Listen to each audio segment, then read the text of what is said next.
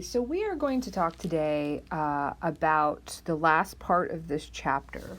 And so this is the chapter about justifying your actions in social psychology, the need to justify our actions, which is chapter 6. And right before we got into this idea, we were talking about in class about how you pick something that you are doing that you've done in the past that required quite a bit of effort. And so what we end up doing is, for example, if you are a part of a fraternity or sorority, or you have a group of friends, or you did something like stand in line forever at a concert, waiting for tickets, whatever you've done, something where you've kind of placed a lot of effort into it, you're going to be more likely to look at that thing differently. You're going to try to focus more on the positives and less on the negatives, even if your goal turned out, that you didn't meet your goal, or if like there was an example in class where someone said that they kind of moved for a friend and they moved all their things and it didn't end up working out. You can still look back and justify your effort and say, even though, it didn't work out, we can still get something good from it. And even the most boring people, the most trivial clubs, have some redeeming qualities to them. And so when we're engaging in something, we try to make sure that we justify our effort and say, my time and energy was spent well in this. And so if you look at ambiguous situations, what you tend to do is you tend to view them more positively, because it helps to justify the effort and energy that you put into making it work.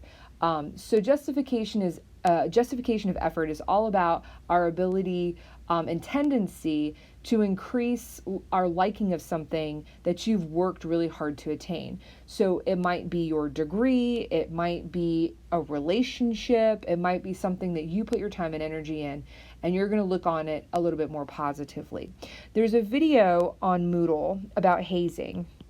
And hazing is a practice that is not allowed in fraternities and sororities anymore.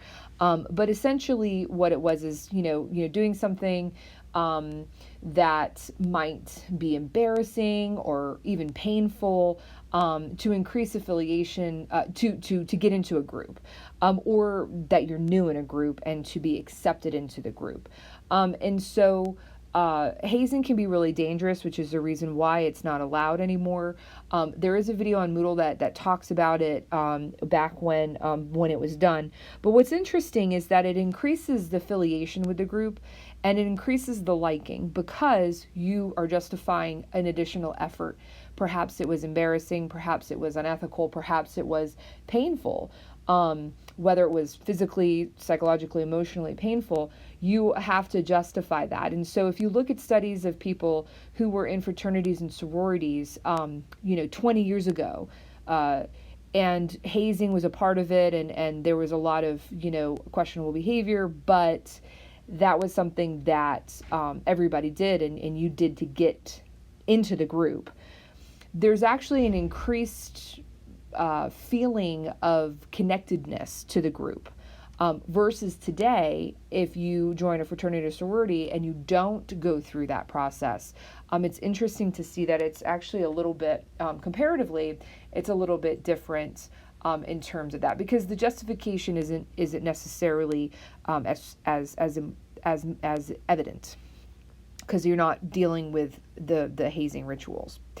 Now, one thing that we discussed a bit in class is this idea of insufficient justification. So I've asked you before if lying is okay, and are there situations where lying is acceptable, where unethical behavior is acceptable, where stealing is acceptable.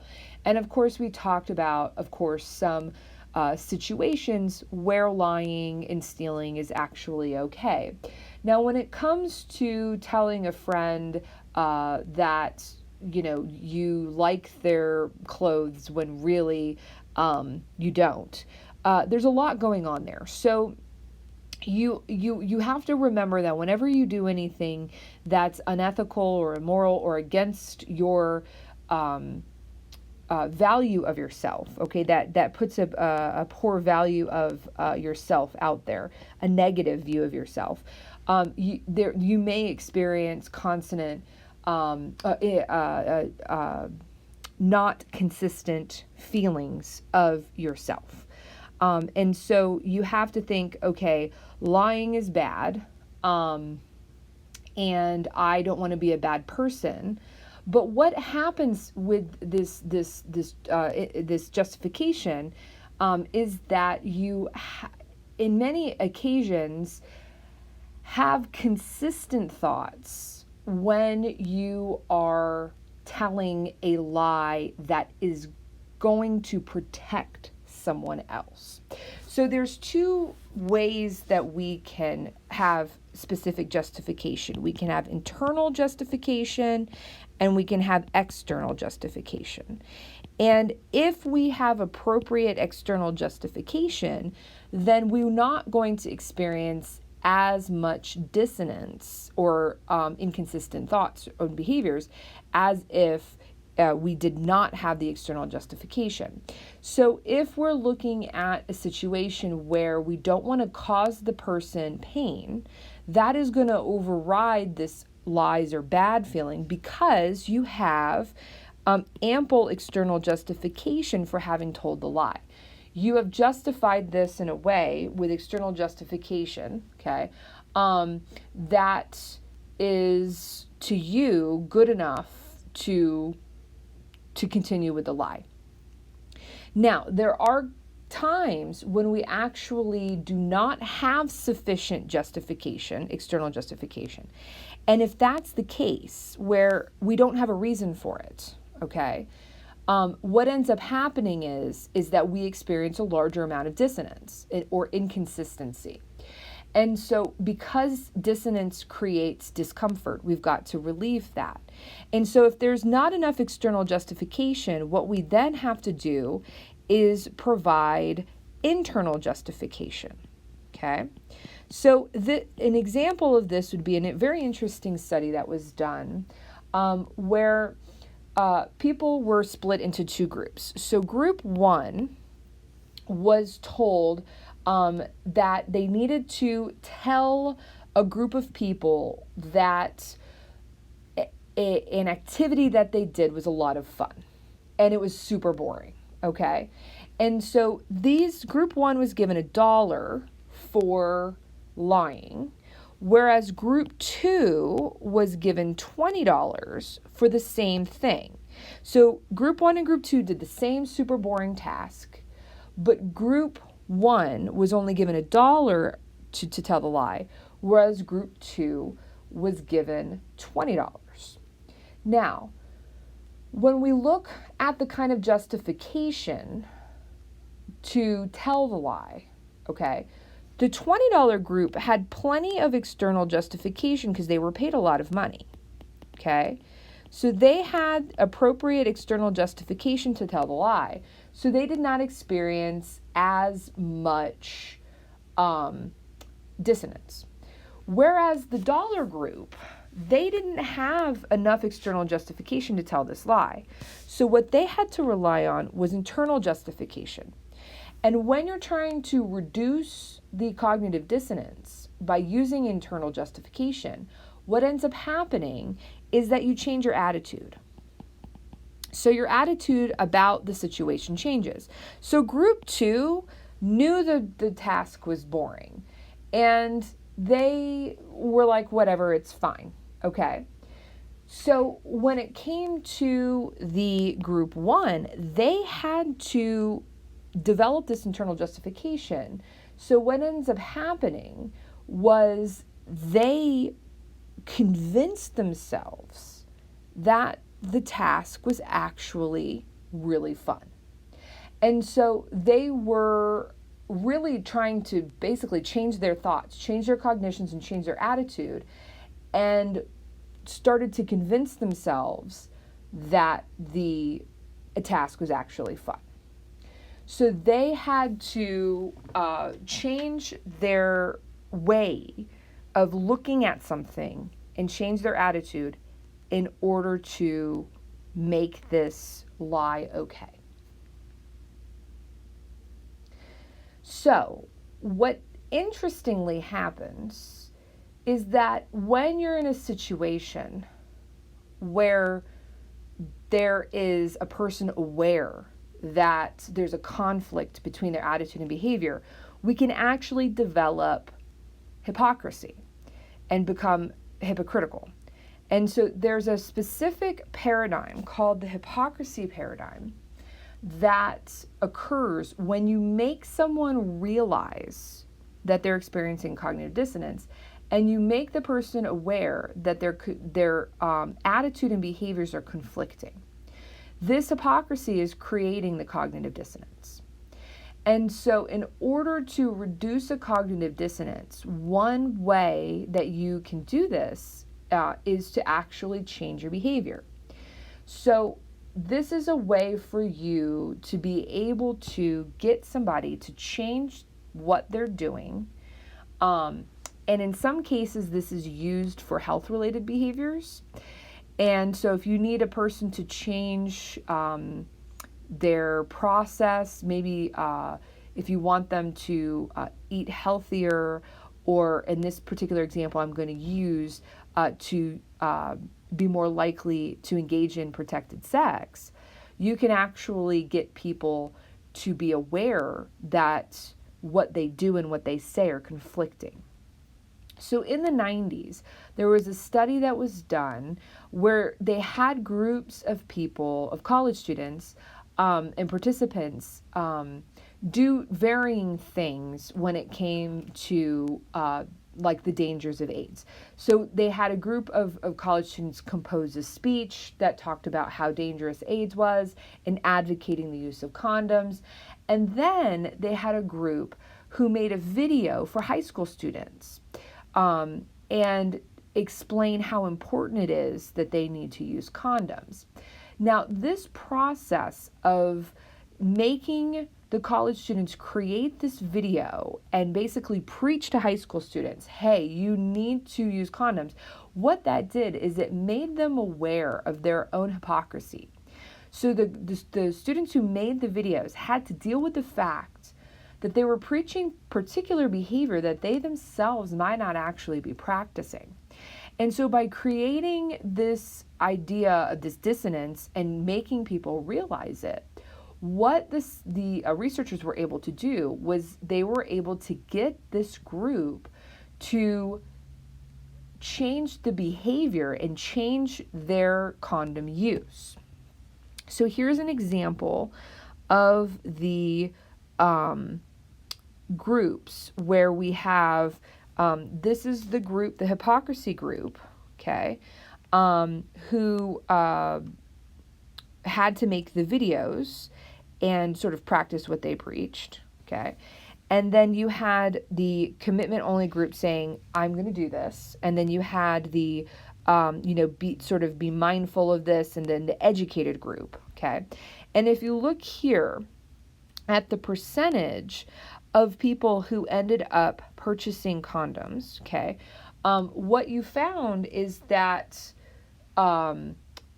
those students who made the video and had to face the fact that they did not practice what they preached, there were significantly more of these students who ended up purchasing condoms, and so resolving the dissonance by changing their behavior, okay, compared to the groups that were just educated, that were just asked to make a commitment, that were just asked to think about it, okay? Those students who actually had to face this hypocrisy and say, I need to actually practice what I preach, what they found was that this particular group significantly purchased more condoms, and this effect was longer lasting. So they were able to look at these rates several months after the experiment concluded, and they found that these particular effects lasted over time. So if you And this is going to lead very nicely into our next section, our next chapter, which is going to be about attitude change. And that's all about, how do we get people to think about certain things that they're doing and how to, maybe behave in a different way. And you're going to use some of this information that we have talked about here for that. And it'll also be the last thing that we talk about for this chapter. So another thing that we can look at when it comes to our attitudes about people. So if we dislike someone, it's interesting that we can actually use dissonance theory to predict how our attitude about the person can change. And this is what's really interesting is Ben Franklin was known to do something like this, and it's actually referred to, a variation of this is referred to the Ben Franklin effect. If a person doesn't like you, but then does you a favor, okay, that actually produces dissonance because their behavior is inconsistent with their thoughts about you. They don't like you, but you don't do favors for people you don't like. But if the person does a favor for you, then what happens is that in order to resolve this dissonance, the person will change their attitude about you and be more likely to like you in the future. So, if a person is not a big fan of you, one thing to do is to ask for a favor. And because that creates this dissonance of, I really shouldn't do things for people I don't like, but I'm going to do this favor for this person, it will actually change their attitude about you. And similar to the hypocrisy paradigm, is going to reduce those feelings by changing a behavior. Now, another thing that we can look at when it comes to changing attitudes about people is this idea where you are acting in a mean or cruel way. Now, this is something that we can see today. We can see it in political campaigns. We can see it everywhere. What happens is that in order to justify being mean or being cruel to someone, we will do something called dehumanization. So dehumanization or dehumanizing someone is basically thinking of them as less than. Okay. And so ways that we can do that is really starts with the language and our terminology. So if you use specific terms to describe somebody in an animalistic way, maybe you call them a pig, you can call them an ape, you can call them, all sorts of animalistic terms, that works to dehumanize the person by making them lesser than. And so because acting in a cruel way is dissonant with that view of yourself of being a good person and being nice and kind and wanting to be accepted, you view yourself as a decent human being. Being cruel to somebody is completely dissonant with that, is completely inconsistent with the view of yourself. So in order to justify that, what you can do is engage in this the dehumanization. Even using words like illegals. So if you refer to a person as an illegal, that is a dehumanizing term because that is, basically labeling somebody in a lesser than way and putting them in a particular category that is disgraceful.